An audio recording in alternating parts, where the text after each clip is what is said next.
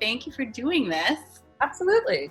I'm going to just fill in everybody on our background. We worked at Glamour together, we worked at Elle. Now I'm here at Margaux, and Nikki is at GQ. So our work-wife relationship had to end, but luckily we are real life friends. I love Nikki's family. I love, everything about Nikki. We talk about work-wife so much, and Nikki, I think you already know how I feel about you, but you've been, it's been so great to have somebody who kind of can understand your job and your industry and particular problems related to work. But, friends can't, partners can't, no one can really get it. And then you kind of get to share big moments with, questions with, and then stupid things with about like, should I buy this? What's happening on reality TV? So thank you for all of that over all those years. I mean, of course. I think it's like people talk about work wives and they make it seem like you can only have a work wife if they like actually work with you during that time. But I think the fashion industry is so funny that like when you find people who know intimately what you've gone through, like you can be work wives whether you're still actually working together at the same place or not. So I feel like you were still my work wife in my heart, even though we're not in the same. My heart. Because that's exactly what it is. I think that it's the date. I mean, it's like the day-to-day part of it, of the getting coffee and, getting food and chatting and stuff, but it's more than that. And I think it's interesting because I feel like no one takes it quite as serious as the idea of like mentorship, but it's kind of, I think, just as serious because it's someone who can give you that advice. Absolutely. And I think that like when I talk to, kids that are getting into this industry and they talk about like mentoring or networking or that sort of thing, I often say that like you really should find people who are on your same level that you can talk to and feel comfortable sharing with, because those are the same people that are going to get you your jobs in the future. They're going to tell you about the opening. They're going to give you the real tea about what it's like to work for that company. So I think that, finding peer mentors, peer mediation, that sort of thing is like as important as finding somebody above you who will be able to give you that similar information. Absolutely. Well, and the first thing I wanted to ask you was about confidence, which is something we talk a lot about at Margaux. And I think, as a friend and then as a colleague, I've gotten to sit in some meetings with you with really high level people, people from brands who could be intimidating and kind of scary. And I've always been so impressed with the way you handle yourself. I don't think I've ever seen you look like you're intimidated or nervous to speak up, or that, you don't think that you belong there and have a seat at that table. And I think that's so hard for a lot of people. So I kind of, I wanted to hear your perspective on that, if that's something you had to work at. First and foremost, I appreciate that. I think that a lot of confidence, yes, is like practice. And, you can run through whatever sort of scripts that you need to have in the mirror before you give that big presentation, or, try and sort of like just practice as much as you can. But I also think that confidence comes with having people around you who are willing to be like, no, that's amazing. You belong in this room. What you said was great. And I try to practice that now at GQ with like the other women that I work with. Like I amplify what they say. I say, if a woman gives an idea, I say, you know what, that was a really good idea. And also this, just to sort of give them that like sort of pat on the back to say like, I see you and I understand you and I know that we're in this together, and I want other people to like respect you just as much. And do you feel like when you've gotten to this point kind of in your career, that level of confidence, is it something that you have to like kind of have refreshers on with yourself, or kind of when you get to a place it's just immeasurably easier and it's like second nature, I guess? I definitely think you have to have refreshers. I had a moment today actually where I was like on LinkedIn for some reason, and I was like, I'm going to update my LinkedIn account. And then I started reading my resume and I was like, wait a second, I've had some great jobs. Like I know, like I have good jobs. I have good ideas. I have achieved like a level of success in my life. And like, I'm actually kind of great at this work thing, And I think that it really does come from like giving yourself a beat, stopping, and having a refresher sort of course with yourself. Like we get so caught up in the day-to-day and the zipping and the zooming just across New York City and just career and climbing that ladder that you don't really take a second to stop and think about all that you have achieved. You're constantly thinking about like what you want to achieve next. And I think that when you stop and take a second to like assess your achievements, more confidence is gained because you can see what you've done in the past. How, do you hit moments of kind of burnout or where you fall out of love with either your specific job or just fashion in general? It is a hard time right now to think about fashion and my role in fashion, and sort of just like really ponder about like, is fashion necessary? Is shopping necessary? That sort of thing. But I also wholeheartedly believe that fashion and what you wear and what other people wear is really a way to communicate something. And I think when I am going through those moments, I think top level in the way that I relate to fashion, and I view it as a way of storytelling. And so I just try to remind myself that it's about the clothing, yes, but it's also about like these sorts of conversations that we're having. I think that fashion can really sort of amplify people that have been othered or misrepresented, and working through an industry like the fashion industry, you can tell people's stories. Right. So I just remind myself that.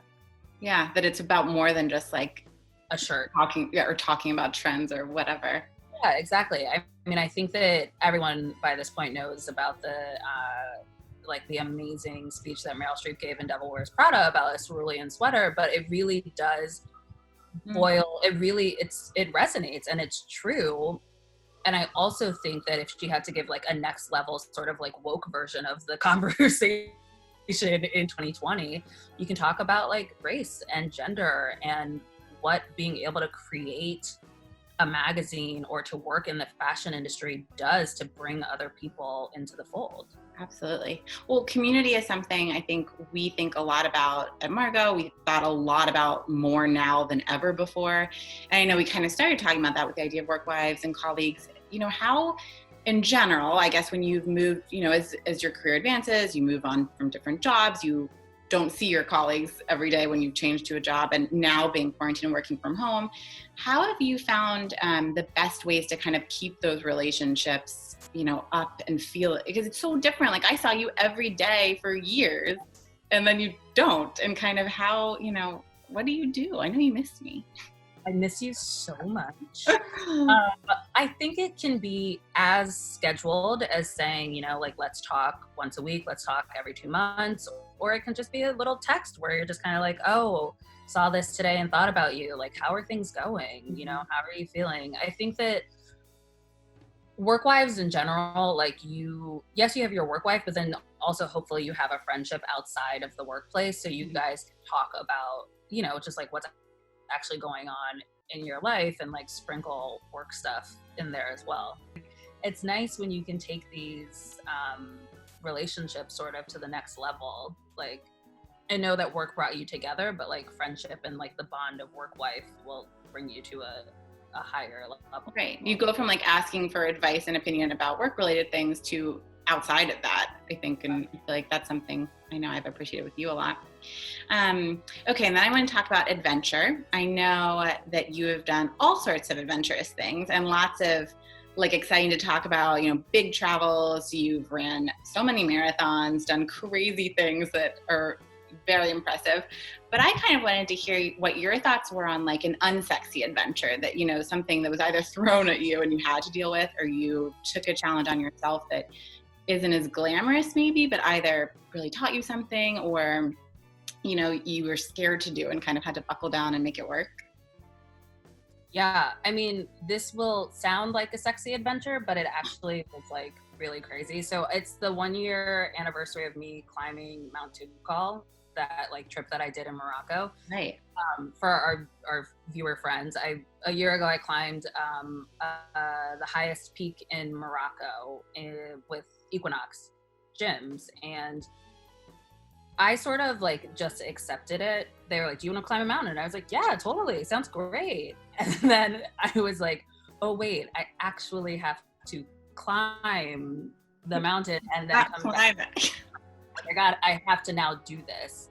And it was fun and great, but not at all sexy and not at all like it really pushed me to my emotional limits, because you're 13,000 feet in the air and you start having like real conversations with yourself. You're like, how am I getting down from here? And if I just rolled down, would I make it? And like, you really start having emotional conversations with yourself. And I think that's the most I've ever pushed myself in a situation. And like, it just on surface seemed like a very sexy thing, but when you actually set out to climb that mountain, it was not at all. But it also taught me a lot of life lessons, like as simple as like putting one foot in front of the other, to like giving yourself mantras to sort of repeat when things are hard. Like I remember having to cross over a part that was particularly icy, and I was like, I literally may die. Like this is wild. And I remember crossing over that path and then immediately bursting into tears. And people were like, why are you crying? And like, you know, I don't cry. I'm not a crier in front of people. I'm not a particularly like emotional, sherry sort of person with like strangers. But it was in that moment where I was like, oh, I can actually be vulnerable and people won't judge me for it. They will have my back. They will pick me up like when I slip. Yeah, it was a very sort of like existential like turning point in my life. I don't think I knew that. I think I just watched it on Instagram being like, oh, there's Nikki living a wonderful life. No, and then like you make it to the top and you cheer and you're like, hooray, I did it. And then you're like, well, how do I get back down? And then you have to begin the descent down. And it's terrifying. Like the path is not completely structured. And so it feels a little hilly. Like I had to hold on to a guide and like trust that the guide would be able to get me down properly. So it was a huge trust exercise. But I think it just sort of like opened my mind up to like trusting people and hoping that people have my best intentions at heart, and you know, allowing people to support me, allowing people that I don't know very well to support me. Did that, you think, teach you anything extra about community? Like the people that you went through that experience with? We're fully bonded for life. It was like, we are fully bonded for life. It was the first time that Equinox had done that program. I think you create these sort of instantaneous bonds with people when you go through, I don't want to call it like traumatic because that's like very deep and crazy, but I think that when you go through something that is like slightly harrowing, you definitely create these bonds with people for life. Absolutely. Well, and then I also was kind of curious, as you know, having watched your career kind of alongside you for a while now too, how do you know when it's been right for you to make movements from a job, you know, from a magazine to a different magazine? Because I think that I'd imagine for most industries is tricky for people to understand, you know, when is my work done here? Or when have I learned everything I'm going to learn?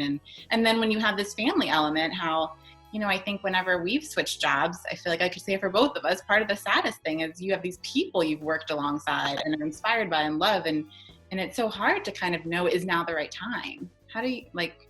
Yeah, I mean, I had when I worked at InStyle, the editor there, I think offhandedly maybe said like, when you feel like you have learned everything you possibly can here, then it's probably time to start looking for something else. So that's one piece of advice. Then I also had another piece of advice from my sister career-wise. That's you think about like your job in sort of a 3-year stage or 3-year chunks. So like the first year you work for the job. This is what she said. The first year you work for the job. The second year the job works for you. And then the third year is when you decide sort of if you want to stay and continue that pattern again, or if you want to like make your exit movement, your exit strategy. And I've always sort of kept that in mind because I really do feel like it takes a year for you to feel comfortable in a job. It takes a year to figure out like how you can make this job sort of and take advantage of this job and really make it work for you. And then in the third year, you decide like, okay, is this where I want to stay? Am I still learning new things? Yes, I am. Okay, so then you stay. If you're not, then yeah, you begin that search and have those conversations with yourself. Sort of on if you want to stay in this position, if you're looking for a promotion, talking to your managers, that sort of thing about having like getting a higher position. But checking just, the thought of just checking in with yourself every like 3 years. Do you think it's that's sort of how it's navigated? That's brilliant advice. I've never heard that before from either you or Lila, and I love it.